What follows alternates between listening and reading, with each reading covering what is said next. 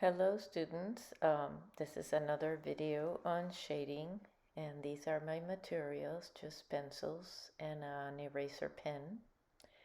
The viewfinder you won't see me using, but that I depend on.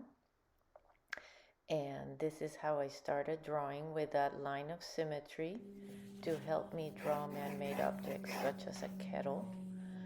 Also, I use the method of comparative measurement, which is a method that helps me quickly figure out the proportions of an object by comparing its parts to other parts of the object. So I'm using a pencil and my thumb to measure the proportions. I am marking them on the paper and I am comparing them to each other on the paper as well. You see how I approach drawing ellipsi, which is by drawing one continuous line until I get the ellipsi I need. And there are several on this kettle. You can see a few, like 3 of them.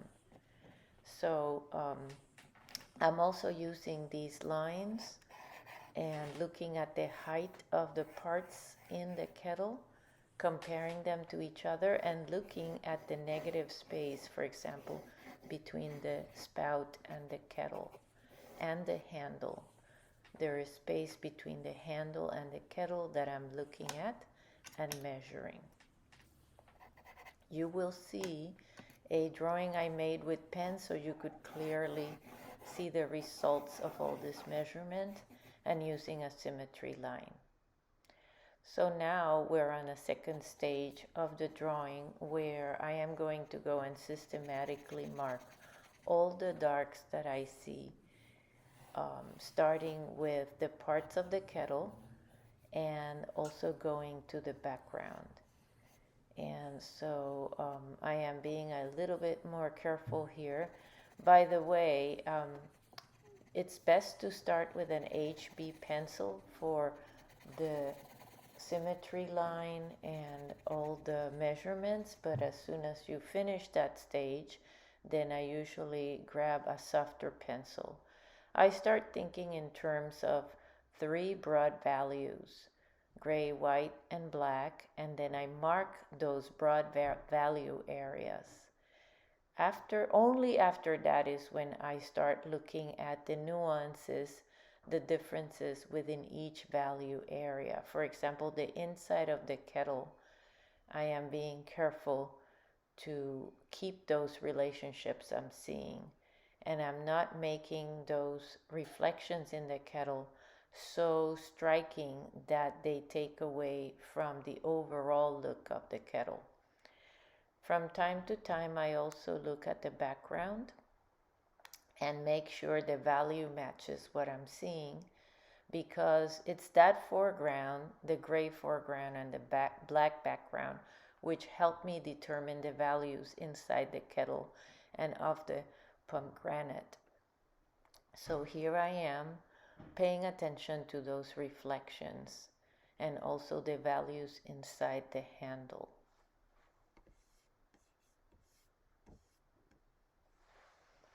And this takes time. I am progressively going to softer and softer pencils. I believe I am using a 4B right now. But those softer pencils don't fill all the pores of the paper, so I go back and forth between softer and harder pencils.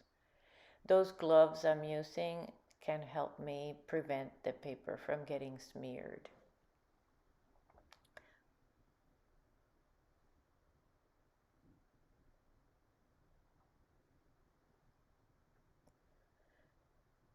So now is a time in the last third of the drawing when I am looking at details and I am being careful to reserve the highlights. There are some bigger highlights which I marked with a pencil line, and I'm shading around those highlights, as you see right here. And there are smaller highlights that was really hard to mark that way. In other words, I didn't reserve them. I just shaded right over them. My plan is to use an eraser pen to pull out those smaller highlights. This is not ideal, but I'm working in what for me is a very small size of a drawing, so that's the more convenient way. Notice the cast shadow of the handle of the kettle, which I have left very soft, and the cast shadow of the pomegranate, which is a lot sharper.